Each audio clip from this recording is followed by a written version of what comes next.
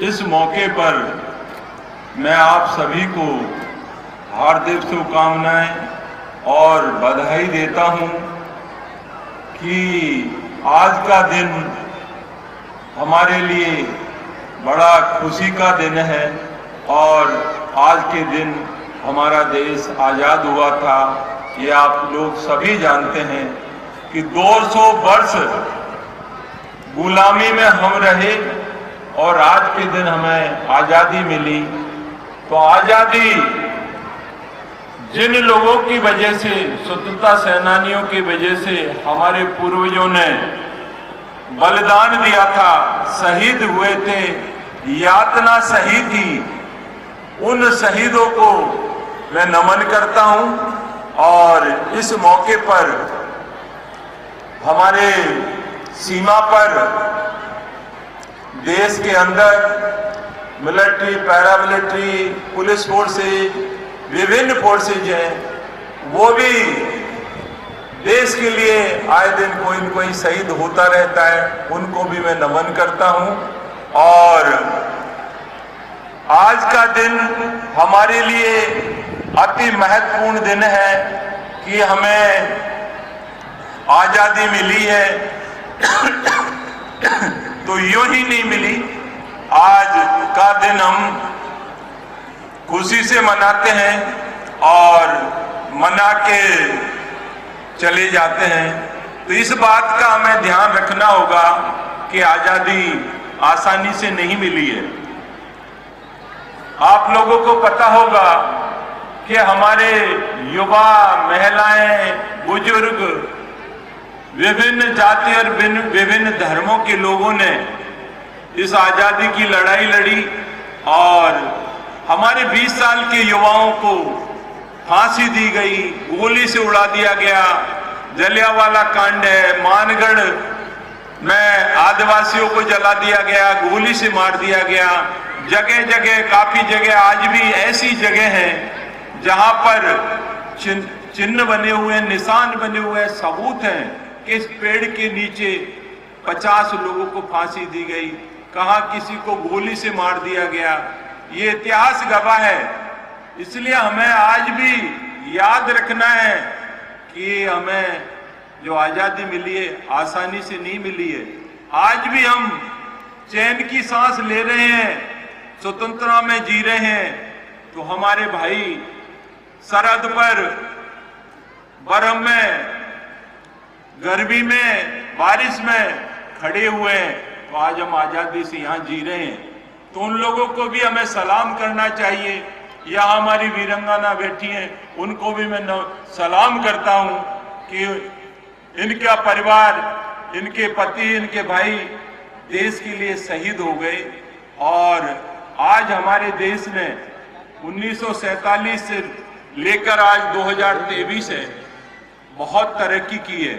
जब देश हमारा आजाद हुआ था उस समय लोग सोचते थे कि भारत देश ज्यादा दिन नहीं चल पाएगा, इसके टुकड़े टुकड़े हो जाएंगे। लेकिन आज हम देख रहे हैं देश ने जो तरक्की की है, विश्व में एक इतिहास बनाया है। और जहां हमारी जीडीपी 2.70 लाख करोड़ थी 1947 में, आज 2023 में 240 लाख करोड़ जीडीपी है। हमारी साक्षरता दर उस समय 12% थी, आज हमारी साक्षरता दर 75% है। तो हमने हर क्षेत्र में, चाहे आपके अंतरिक्ष में की बात करें, साइंस टेक्नोलॉजी की बात करें, आपके खेल की बात करें, सभी क्षेत्रों में हमने, देश ने तरक्की की है और हम आगे बढ़े हैं। इस मैं हमारा जो सहयोग कह सकते हैं, हमारे पूर्वजों का बलिदान और उनका दृढ़ निश्चय। हमारे उस समय प्रधानमंत्री जवाहरलाल नेहरू जी थे और उससे पहले 1930 में उन्होंने एक संकल्प लिया था कि जब तक हम आंदोलन करते रहेंगे, हमारा आंदोलन चलता रहेगा जब तक हमारा देश आजाद नहीं हो जाता। तो हमारी महिलाएं भी इस आजादी के योगदान में कहीं भूमिका कमी नहीं है। उन्होंने भी बढ़ चढ़कर महात्मा गांधी के साथ और अलग से झांसी की रानी लक्ष्मीबाई, हमारे भगत सिंह आजाद, राजगुरु, वाजीराव, सुभाष चंद्र बोस, लाल बाल पाल, गरम दल के हमारे स्वतंत्रता सेनानी, अहिंसावादी गांधीवादी नेता महात्मा गांधी, ये सब लोगों ने मिलकर लड़ाई लड़ी और हमारा देश आज विभिन्न धर्मों का देश है। और ये भारत देश जनसंख्या के आधार पर दूसरा देश है। हमने दालों में, उत्पादकता में और उपभोक्ता में हमारा देश पहला है। तो हमरा हर क्षेत्र में तरक्की किए, हम आगे बढ़ रहे हैं। हमारे सामने चुनौतियां थी, अभी कोरोना आया, उस बीमारियों का भी हमने उन्मूलन किया और हम आगे बढ़े। लेकिन बात आती है आज भी कि आज भी गरीबी, अशिक्षा, आतंकवाद, नक्सलाइट, भ्रष्टाचार और सांप्रदायिकता, ये ताकतें आज भी मुंह बाएं खड़ी हुई है। तो इनसे हमें लड़ना है और इनको भी समाप्त करना है।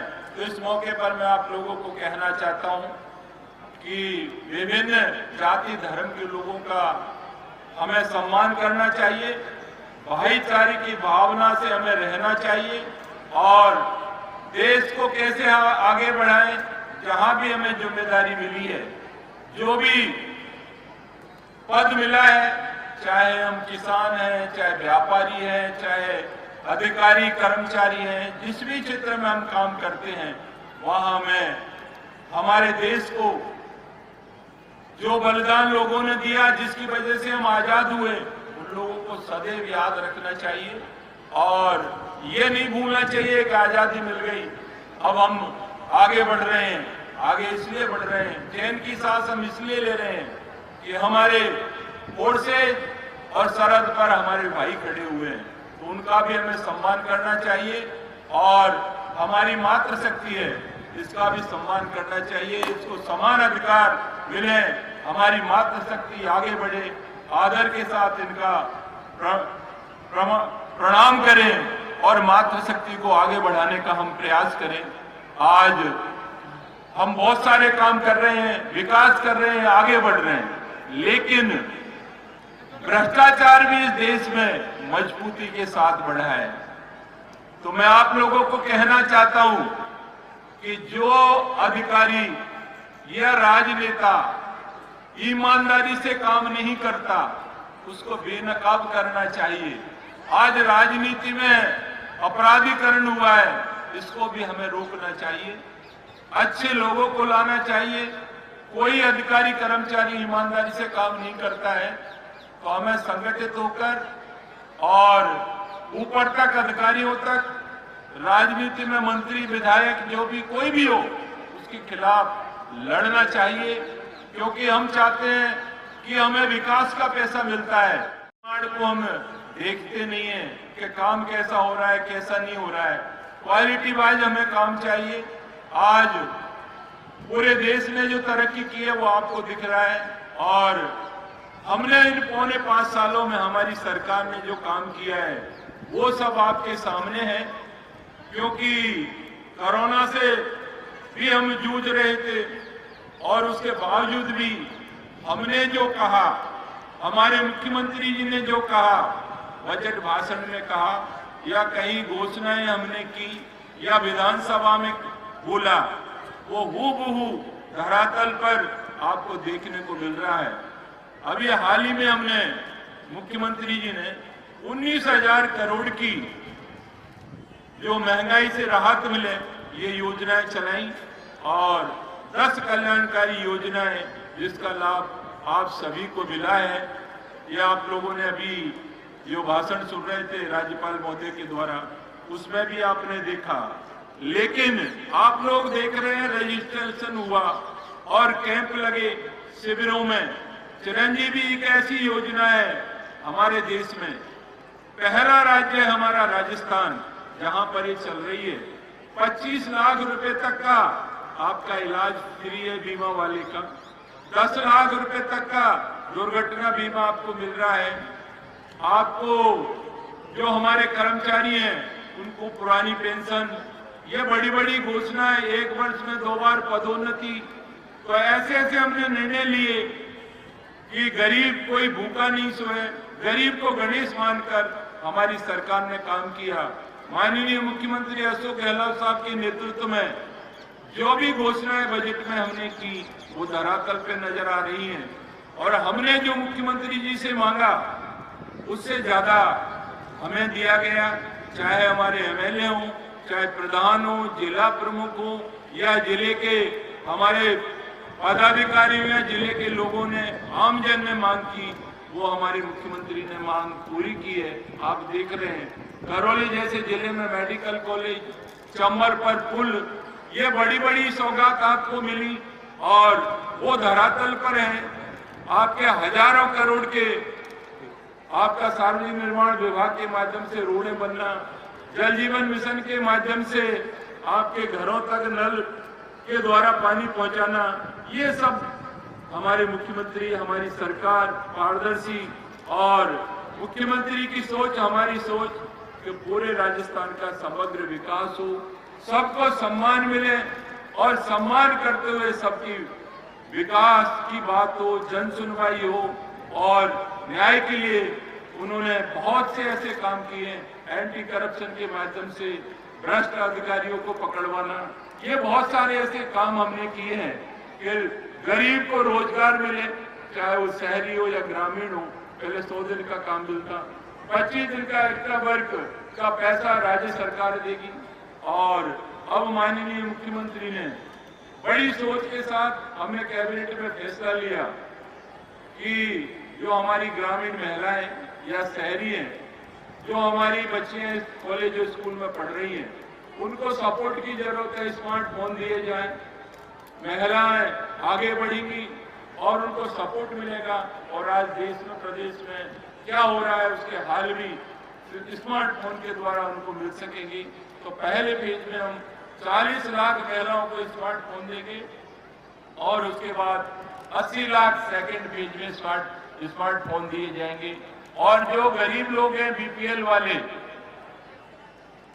उनको 1 करोड़ 18 लाख को अन्नपूर्ण के पैकेट आज से शुरुआत माननीय मुख्यमंत्री अशोक गहलोत साहब आज के शिविर में करेंगे, जिसमें आपको 1 किलो तेल मिलेगा, चावल मिलेगा, गेहूं मिलेगा, आपके मसाले मिलेंगे। ये सारी चीजें आपको लगातार मंथली मिलती रहेंगी।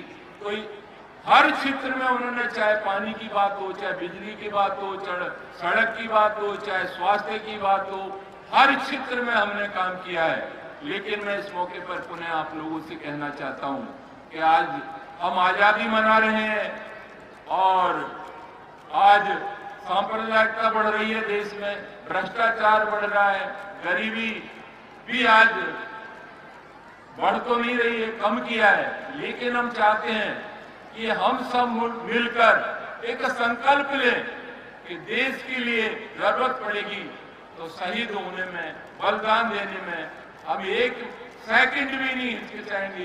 देश की जरूरत पड़ेगी तो देश के लिए हम काम करेंगे।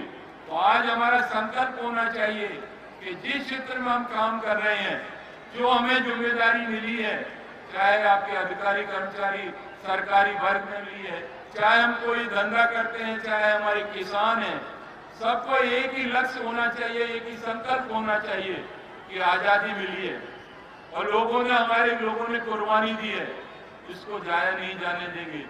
हमारे लोगों ने बलिदान दिया है, उनकी बदनामी नहीं हो, उनको हम सम्मान देंगे, उनको याद रखेंगे, और हम आगे बढ़ेंगे। हमारा देश आगे बढ़ेगा, हमारा प्रदेश आगे बढ़ेगा।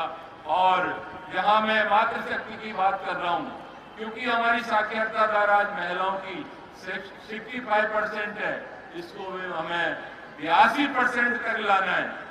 हमें महिला शक्ति को आगे बढ़ाना है और उनको समान अधिकार देना है, क्योंकि हमारा देश एक ऐसा देश है जहां सभी को मताधिकार, वोट देने का अधिकार है। अन्य देशों में ऐसा नहीं है। तो ये एक बहुत बड़ी बात है।